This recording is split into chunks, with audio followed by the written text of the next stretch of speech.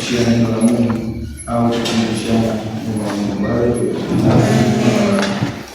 Tunapokuja kanisani, lengo kubwa ni kutengeneza nafsi, kwa sababu sehemu ya nafsi ndio sehemu ambayo ina shida. Sisi tuna roho na nafsi na mwili.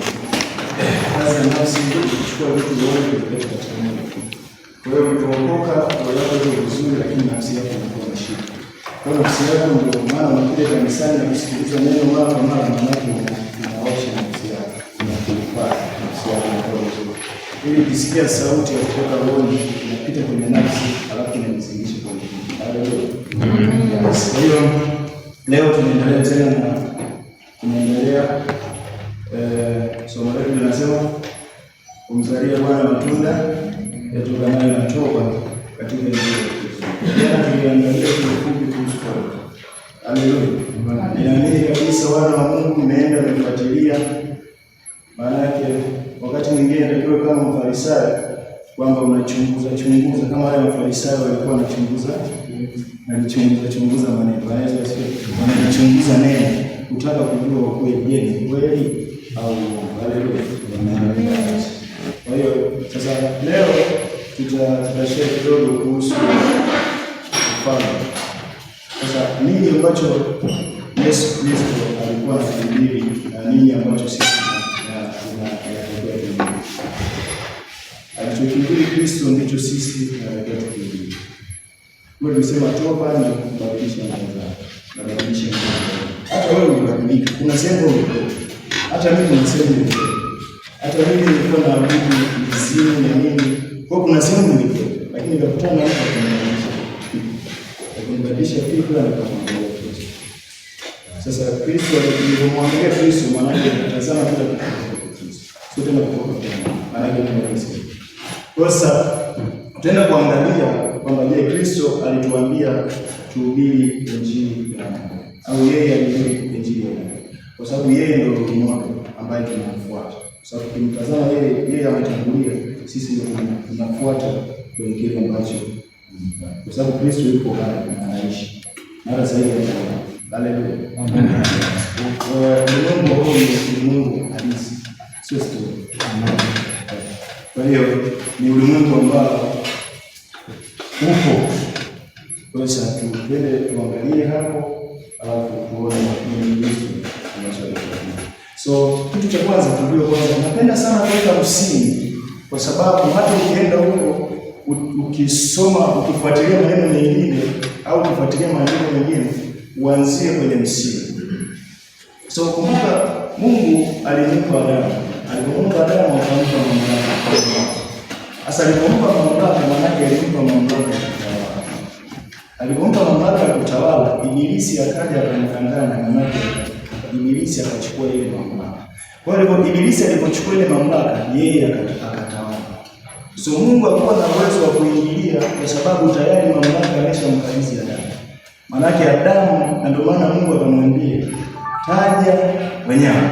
Maana yake anachukua huyo Adamu yuko anafuru pale development, anafuru pale kila kitu, asili ile ya kiungu tayari yeye ndio. Kwa hiyo sasa alipompa ile mamlaka akatoa akaihamisha. Alipoihamisha ile hamna namna, kwa vile mamlaka baada ya kuihamisha kwa Ibilisi, maana yake sasa yeye amebaki yeye sasa anatawaliwa. Kwa sasa Mungu akaandaa utaratibu kwa ajili ya kuja kunyang'anya nini?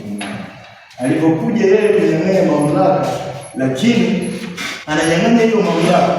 Kwa Mungu alivaa mwili, alipovaa mwili akaja, alipokuja maana yake ilitakiwa kwanza apatikana mtu yoyote mwenye nguvu kwa ajili ya kunyang'anya hiyo mamlaka. Ndio maana yeye Mungu akaandaa mpango wa Yesu Kristo. Ndio maana ukisoma kwenye kuanzia kitabu cha Mwanzo mpaka Malaki, ni kitabu ambacho kinamsimulia Yesu Kristo, lakini kwa uficho, lakini yumo ndani. Kwa hiyo kuanzia kitabu cha Mathayo mpaka Yohana ni kitabu ambavyo ni injili ambayo Kristo alikuja kuthibitisha yale yaliyokuwa yamezungumzwa. Kuanzia kitabu cha Matendo sasa ni roho inaopaleta. Haleluya. Kwa hiyo sasa Kristo alipokuja maana yake amekuja kuchukua mamlaka iliyopotea. Maana yake mamlaka iliyopotea. Ndio maana yeye anasema kwamba amekuja kuwatafuta waliopotea. Ni akina nani hapa? Ni sisi, kwa sababu sisi kipindi Adamu anaasi, sisi tulikuwa ndani ya Adamu. Haleluya. Sisi tulikuwa ndani ya Adamu kwa sababu baba yetu alikuwa nani? Adamu. Kwa maana wewe unaitwa binadamu. Ile Adamu ni baba, bini kwa Kiebrania ni mwana, mwana wa Adamu. Wewe asili yako ni hiyo, nature. Kwa sasa Mungu anasema okay, kwa sababu Adamu ameasi, nifanye mpango nije nipokonye hiyo mamlaka. Kwa hiyo Yesu Kristo alipokuja akachukua ile mamlaka. Alafu alipochukua na maana yeye akasema funguo zote ni za wapi, kuzimu, dunia na wapi. Alafu hizo funguo tena amewarudishia nani? Haleluya. Kwa sasa sisi tayari tumesharudishiwa mamlaka. Tayari tumesharudishiwa ufalme. Sasa kama tumerudishiwa ufalme, huo ufalme upo na huo ufalme unafanya kazi. Na ndio maana ukimwekea mgonjwa mkono eza anauma, maana yake huo ufalme unaingia kazini na kufanya ile shughuli. Haleluya. Yes. Kwa hiyo sisi tuna mamlaka na sisi tunafanya nini? Tunatawala. Tunatawala katika nini? Ufalme wa Kristo. Sasa ufalme ni nini? Hapo ndipo ufalme wa Mungu ni serikali. So wewe baada ya kuokoka, maana yake una raia pacha. Yaani yoyote ambaye amemkiri Yesu Kristo kuwa mwokozi wa maisha yake ana raia pacha. Raia pacha sinajua kwamba huyu kwanza uraia wake huko mbinguni unatambulika na uraia wake huko. Sasa kwenye huo ufalme wa Mungu sisi tunapooperate katika ufalme wa Mungu, ufalme wa Mungu una nguvu. Ufalme wa Mungu una nguvu ambao ufalme wa Mungu wenye nguvu unaendesha mambo yote duniani.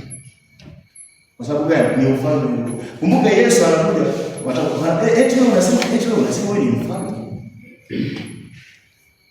Amezaliwa Yesu sema, "Bwana tumesikia, tumeona nyota, kuna mfalme amezaliwa." Ndio anasema mfalme. Ndio tena anasema mimi sio mfalme wa dunia hii. So kwenye nchi nyingine. Haleluya. Amen. Sisi tunaposema sisi ni mabalozi, maana yake sisi tunachukua information kutoka katika ulimwengu wa roho. Sawa, tunazileta katika ulimwengu wa mwili zinakuwa halisi. Balozi wa Tanzania akienda Kenya, maana yake anapokuja kule anawakilisha vitu vya Tanzania. Na huduma yake, mshahara, walinzi, nini, kila kitu kitatoka Tanzania. Kwa hiyo ndio maana sisi, kwa sababu tumeingia kwenye ufalme wa Mungu, kila kitu kinatoka kwa nani? Kwa Mungu. Ulinzi unatoka kwa Mungu, amani inatoka kwa Mungu, bajeti yetu inatoka kwa Mungu. Kwa hiyo sisi tunahudumiwa na nani? Sisi ndio wale tunaopendwa na nani? Kwa sisi tu mabalozi. Kwa sisi tunasikiliza sauti kutoka kwenye nchi yetu, alafu tunaileta huko. Na kitu kinakuwa hivi. Bwana Yesu asifiwe. Amen. Kwa hiyo lazima wana wa Mungu tujue kwamba na sasa tunapoenda kuwahubiria watu ili wapate kugeuka, lazima tuwaambie kwamba kuhusu na huo ufalme wa Mungu una nguvu zote.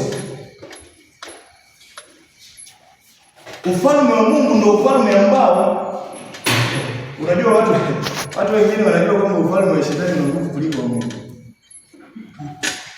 Lakini ufalme wa Mungu ndio una nguvu kuliko ufalme wa Mungu ndio una nguvu kuliko ufalme wa Mungu. Ndio maana wakati mwingine shetani anaweza nikamwita mbwa au bwana mdogo kwa sababu hana chochote. Kwa sababu yani hana chochote, kwa sababu mamlaka niliyokuwa nayo ni kubwa sana, kwa sababu yeye na mtawala. Kwa sababu kama mimi nimetoa funguo, kwa hiyo mimi kuzimu naweza nikaenda chapo na kurudi. Sasa yani hawezi kanitisha yani nikienda pale sasa Yesu kaingia pale. Kwa sababu niliyembeba kaja. Haleluya. Kwa usiwe mara nyingi sana unakuwa na mawazo ya ibilisi sana. Kwa ukiwa na mawazo ya ibilisi sana unakuwa mtumwa. Lakini kuwa na mawazo ya kifalme. You are a prince. Wewe ni prince. Amen. Sasa prince akisema sawa sana mfalme akisema. Musa anaulizwa, wewe una nini mkononi? Anasema nina fimbo. Wewe una nini? Wewe una jina la Yesu. Maana yake jina la Yesu ndio fimbo yako. Maana yake popote utapita. na utakapotaja jina la Yesu, maana yake ufalme